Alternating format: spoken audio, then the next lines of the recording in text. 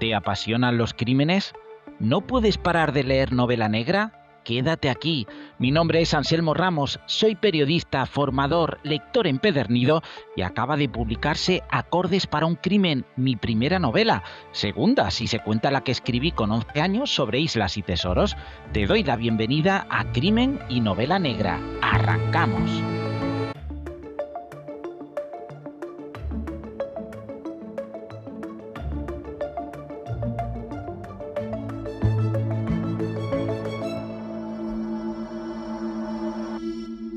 Acordes para un crimen ya está en la calle. Este libro me está permitiendo vivir experiencias increíbles que trascienden lo puramente literario. El domingo 10 de mayo viví mi primera firma de libros. Fue en la Feria del Libro de Málaga. Estaba nervioso, ilusionado y al final acabó resultando uno de los días más mágicos de mi vida. Vino muchísima gente, gente que me quiere y me arropa en estos momentos que estoy viviendo, y gente desconocida que me honró al llevarse un ejemplar de Acordes para un crimen y que deseo con todas mis fuerzas que les guste y que lo disfruten.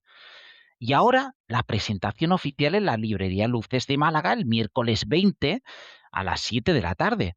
Estoy seguro de que será otro día inolvidable. Esperemos que para bien, claro. Pero si no, te digo una cosa. A veces las cosas salen bien. De momento todo me está saliendo bien. Pues a disfrutarlo. A veces las cosas salen mal. Pues ahí tampoco hay que martirizarse. A ponerle una sonrisa, aunque te cueste, aunque al principio sea un poquito forzada, y la próxima pues saldrá mejor. Pero las cosas hay que hacerlas. Y si dan miedo, pues hacerlas con miedo. Y ya voy al crimen, ¿eh? Pero antes, dos citas más que me gustaría que anotaras, sobre todo si vives en Madrid o Valladolid. Te cuento, viernes 29 de mayo, estreno de la Feria del Libro de Madrid. Y estreno yo, sí yo, la caseta de RBA de 5 a 7 de la tarde, ese viernes 29 de mayo. ¿La caseta dónde está situada? Pues en el bloque 28A y el número de caseta es el 214. Te lo repito porque la Feria de Madrid es inmensa. Bloque 28A, caseta 214. Esto es en el fantástico Parque del Retiro. Y he mirado el plano y está cerca del pabellón de la Comunidad de Madrid, que suele ser muy grande y se ve bien. Y ese pabellón está en el bloque 26. Como el de RBA es el 28A, pues nada, dos números más y listo. Y como el Retiro es enorme, te queda cerca para entrar al parque la Puerta de Granada o de Herrero Palacios, o también por el Paseo de Uruguay. En fin, quédate con el número de bloque, que es el 28A, y la caseta la 214, y allí habrá también buenas indicaciones seguro. Y al día siguiente, sábado día 30 de mayo, en la maravillosa Feria del Libro de Valladolid, estaré firmando en la caseta número 7 del Corte Inglés, en la Plaza Mayor, de 11:30 de la mañana a 2 de la tarde. Y ahora sí, al crimen. La tarde del 12 de mayo de 2014, León no sospechaba que entraría en la historia negra de España. A las 17:17 exactamente, la presidenta de la Diputación, Isabel Carrasco, cruzaba la pasarela peatonal sobre el río Bernesga. Iba sola hacia la sede de su partido, donde había quedado para ir hacia un mitin político en Valladolid. Detrás de ella, una persona con gafas de sol, gorra y un pañuelo, que también llevaba guantes y una parca color verde militar, sacó un revólver Taurus del calibre 38. Realizó 3 disparos sobre Isabel, que cayó desplomada. No pudo ni siquiera girarse. No tuvo tiempo de nada antes de que la muerte le sobreviniera sin esperarlo. Murió sin poder defenderse en ningún momento en medio de una pasarela sin ninguna escapatoria. Pero el crimen perfecto tiene siempre un enemigo, el azar. Pedro Mielgo, un policía nacional prejubilado, paseaba por la zona y quizás él fue quien impidió que este se convirtiera en un caso sin resolver. Mielgo es testigo de lo que ocurre y se convierte en la sombra de la asesina. Esta es una transcripción literal de su declaración tomada del sumario. Escuché los tiros. Vi a una mujer que no corría, caminaba rápido. Pero lo que me llamó la atención fue su frialdad. No miró atrás. La seguí. Vi cómo se encontraba con otra mujer joven junto a un coche Mercedes. Se pasaron un bolso. En ese momento supe que aquello estaba organizado. La policía interceptó, gracias a Pedro Mielgo, a Montserrat González y a su hija Triana Martínez a pocos metros. Pero el arma había desaparecido. ¿Cómo llegan una madre y una hija, que eran de clase acomodada, a planear un asesinato? Se lo desarrollaremos todo más adelante, pero la clave está en esta declaración de Triana Martínez. En su comparecencia posterior en el juzgado, Triana describe un escenario de acoso laboral y personal que, según ella, la llevó al abismo por culpa de Isabel Carrasco, recordemos, la víctima que era presidenta de la Diputación de León. La extractamos. Isabel Carrasco era Dios en León. Si ella quería que no trabajaras, no trabajabas. Todo empezó cuando rechacé una propuesta suya que no tenía nada que ver con el trabajo. A partir de ahí, el embargo de mis cuentas, la persecución en la Diputación, me decía, en León no vas a ser nadie. Yo me quedé en 40 kilos, no comía, se me caía el pelo. Mi madre me veía morir cada día. No sabemos hasta qué punto este acoso fue real o una construcción psicológica de la familia. Sin embargo, para Montserrat no había duda. Su hija estaba siendo destruida por Isabel Carrasco. Si Triana era el motivo, Montserrat González era la mano ejecutora. Su declaración ante el tribunal es una de las más escalofriantes de la criminología española por su falta absoluta de arrepentimiento. Esto que les voy a leer es literal. Fiscal, ¿usted decidió matar a Isabel Carrasco? Montserrat, sí, lo decidí yo sola. Llevaba 2 años siguiéndola. Compré el arma en el Mercado Negro, en Gijón. Fallé varias veces porque había gente, pero ese lunes no fallé. Y ahora viene lo tremendo. Fiscal, ¿siente usted algún remordimiento? Montserrat, ninguno. Lo volvería a hacer. Si no la mato yo, mi hija se habría suicidado. Hice justicia. Ella era una mujer maligna que abusaba de su poder.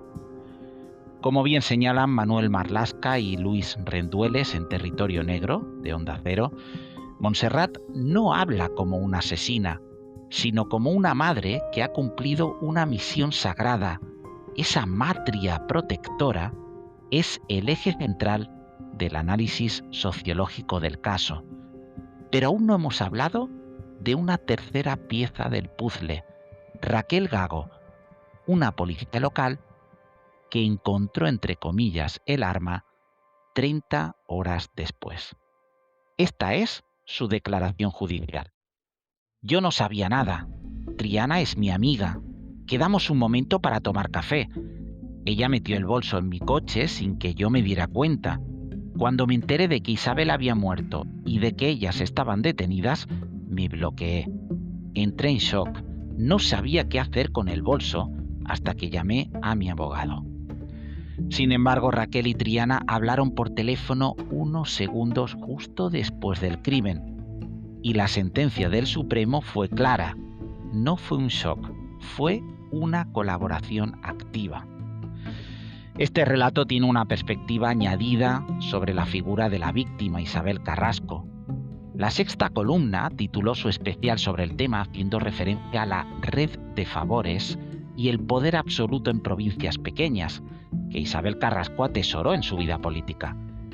Y un reciente documental de HBO añade un matiz adicional, la reacción de la gente en León. Tras el asesinato aparecieron pintadas que decían «Así se hace», lo que reveló un submundo de descontento social contra la figura de Carrasco que iba más allá del odio personal de Montserrat.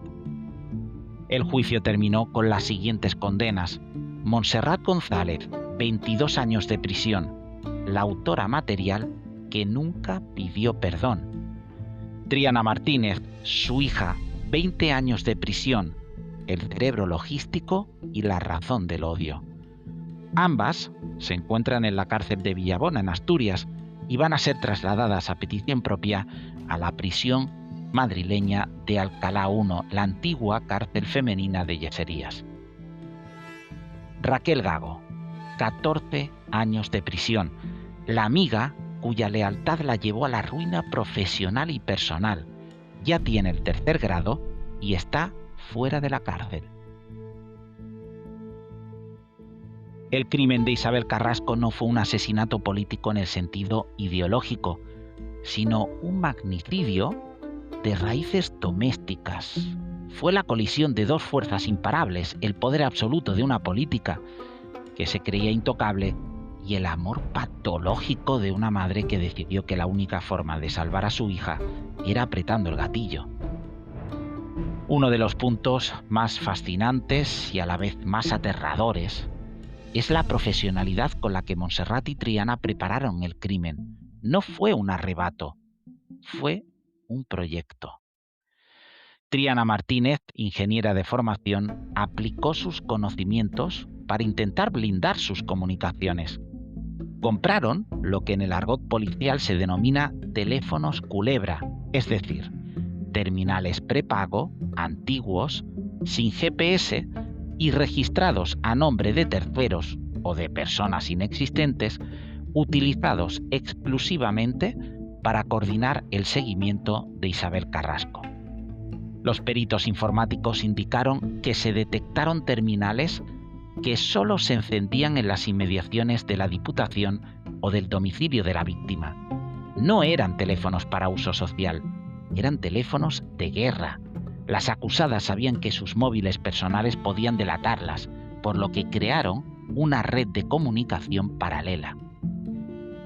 En cuanto a la figura de Raquel Gago, sigue dividiendo a la opinión pública en cuanto a su nivel de implicación en el crimen.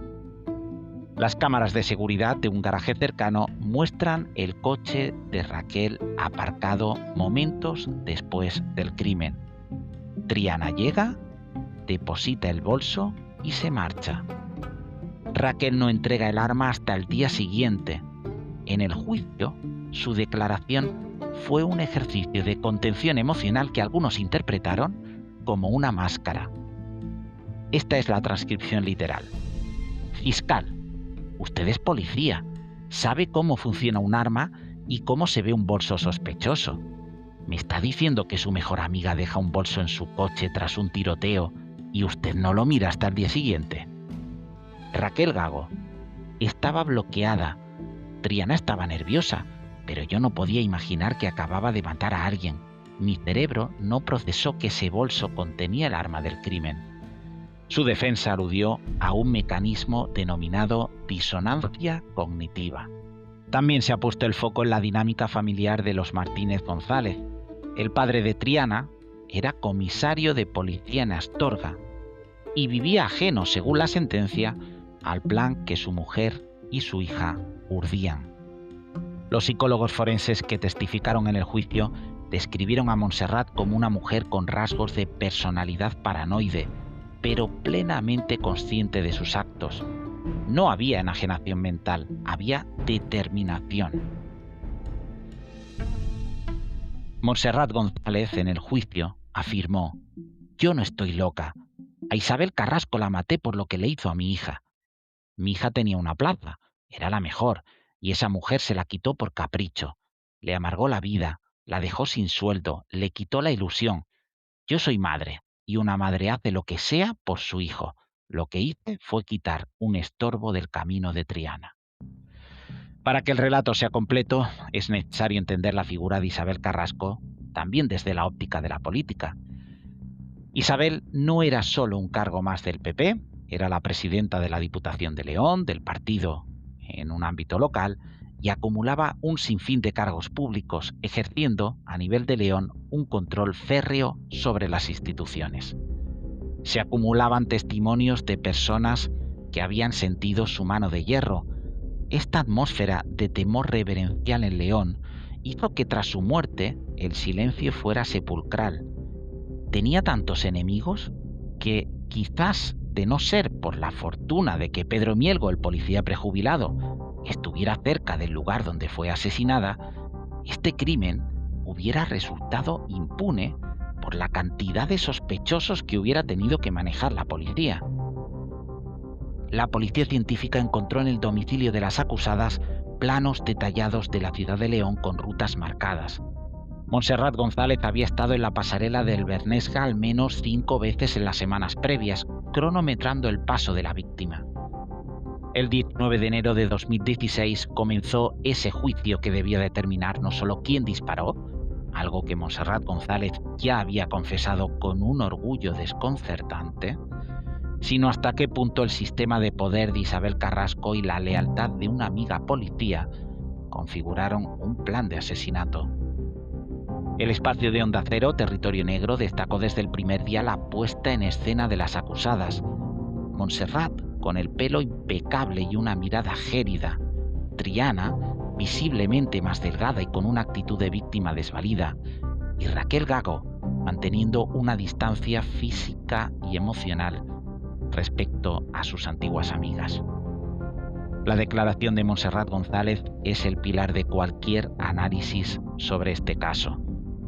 En su declaración se observa a una mujer que no reconoce la autoridad del tribunal porque se considera investida de una autoridad superior, la de madre. De nuevo, este es un extracto que transcribimos literalmente. Fiscal, usted dice que mató a la señora Carrasco para salvar a su hija. ¿No pensó en las consecuencias? Montserrat, las consecuencias eran que mi hija se estaba muriendo. Isabel Carrasco era una mujer todopoderosa que no permitía que nadie le dijera que no. Mi hija le dijo que no a una pretensión suya y ella decidió destruirla. Yo no la maté por política, la maté porque era un bicho maligno. Fiscal, ¿por qué compró el arma con tanta antelación? Montserrat, porque las oportunidades no se presentan todos los días. Fui a verla muchas veces a la Diputación, la seguí por la calle. Sabía que si no lo hacía yo, nadie protegería a Triana.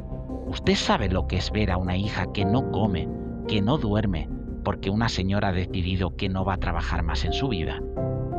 En este punto, un documental sobre el caso de 8 Televisión subraya un detalle crucial. Montserrat confesó que intentó matarla hasta en 5 ocasiones anteriores, pero se echó atrás porque Carrasco iba acompañada de su escolta o de su pareja. La planificación era absoluta. Su estrategia de defensa consistió en humanizar el odio. Triana intentó trasladar al jurado la sensación de asfixia que vivía. Yo intenté opositar, intenté trabajar por mi cuenta, pero siempre aparecía ella. Llamaba a las empresas, bloqueaba los pagos. Me decía, mientras yo esté aquí, tú no vas a ser nadie. Me sentía en una cárcel sin muros. Mi madre me veía llorar cada noche. El día del café con Raquel, yo no sabía que mi madre iba a hacerlo. Yo solo me encontré con ella después. El juicio alcanzó su punto de máxima tensión con la declaración de Raquel Gago. ¿Cómo es posible que un agente de la ley guarde el arma de un magnicidio durante 30 horas? Ella cuenta lo siguiente ante el tribunal. Triana me llamó de forma insistente. Nos vimos en la calle de atrás de mi casa. Estaba muy nerviosa y me pidió que le guardara un bolso porque se iba con su madre. Yo lo puse en el suelo del coche, detrás del asiento del copiloto, no lo miré. Me fui a casa, cené, dormí. Al día siguiente, cuando vi las noticias y escuché que buscaban a Triana, bajé al coche y vi el bolso. Me quedé paralizada, no era capaz de reaccionar. Fue un bloqueo total. El fiscal, sin embargo, presentó una prueba demoledora. Una llamada de Triana a Raquel de 17 segundos justo después del crimen. Para la acusación, esa llamada no era para quedar a tomar café, sino la señal para el relevo del arma. Tras semanas de testimonios, el jurado popular dictó sentencia. Montserrat, culpable de asesinato con alevosía y trastorno de personalidad no eximente, 22 años de prisión. Triana, culpable de asesinato como cooperadora necesaria. El jurado entendió que ella fue la inductora pasiva y la logística del plan. 20 años de cárcel. Raquel Gago. Su caso se convirtió en un rara avis jurídico. Mientras que el magistrado de la Audiencia de León intentó inicialmente rebajar su implicación, el Tribunal Supremo terminó por dictar una sentencia por la cual dicta que no solo fue encubridora, sino cómplice del asesinato de la presidenta de la Diputación de León, Isabel Carrasco, pues participó en la organización del crimen. 14 años de cárcel, aunque como hemos contado, ya está libre. El Tribunal Supremo entendió que su condición de agente de la ley agravaba su responsabilidad, y en los fundamentos de su sentencia se lee esto: no resulta creíble que un agente de la autoridad, formada en la persecución de delitos, mantenga en su poder el arma de un magnicidio durante más de un día sin dar cuenta a sus superiores. Su presencia en las inmediaciones del crimen y la comunicación con las autoras materiales demuestran una adhesión al plan criminal que va más allá de la mera amistad. Y ahora, ¿cómo es el día a día de las asesinas condenadas en prisión? Al principio, Montserrat y Triana permanecieron muy juntas, alimentando una narrativa de resistencia contra la injusticia. Sin embargo, el aislamiento y la presión de la condena, más de 20 años por delante, empezaron a hacer mella. Informaciones recogidas por El Mundo y El País indican que Triana comenzó a distanciarse de su madre. La hija, que durante el juicio se presentó como una joven brillante truncada, empezó a culpar indirectamente a la madre de haber solucionado el problema de la peor forma posible, condenándolas a ambas de por vida. El reciente documental de HBO destaca una frase de Montserrat que resume la tesis de la defensa emocional. A mí no me importa lo que diga el Supremo. Yo veo a mi hija viva y antes la veía muerta por dentro. Si el precio de que ella respire es que yo muera en la cárcel, el trato me parece justo. Según el Diario de León, la situación de las tres mujeres ha evolucionado de forma dispar en estos últimos años. Montserrat González permanece en la prisión de Asturias, lo hemos dicho, pendiente de traslado, y a sus 70 años casi es descrita como una interna de hierro. No participa en programas de reinserción que impliquen el reconocimiento del delito. Para ella, el reconocimiento del error sería una traición a su hija. Triana Martínez ha solicitado en repetidas ocasiones el tercer grado, apoyándose en su comportamiento ejemplar y su formación académica. Sin embargo, la sombra de su madre y la gravedad del magnicidio han pesado más en las juntas de tratamiento. En ese documental referenciado de HBO se sugiere que Triana vive ahora en una prisión dentro de la prisión, la de saber que su libertad está ligada a la figura de una madre que la salvó condenándola. Y Raquel Gago es la única que ha recuperado su libertad. Tras años en prisión, obtuvo la libertad condicional y ahora intenta moverse por entornos donde nadie conozca su pasado, intentando borrar el rastro de aquella fatídica tarde de mayo.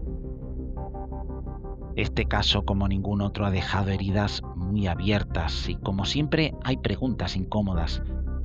Está claro que, según todos los testimonios, Montserrat y su hija Triana eran un núcleo duro, iban juntas a todos sitios, tenían una conexión especial.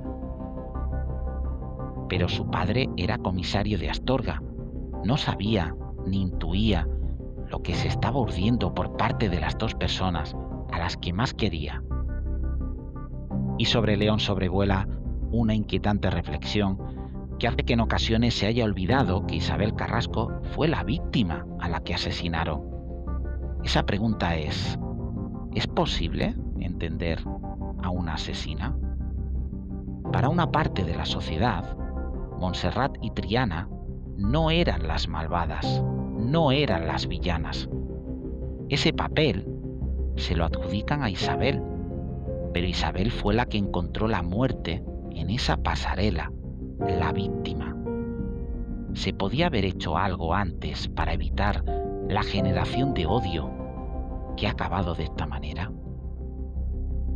Hoy, con la polarización instalada en todos sitios, debemos parar y reflexionar.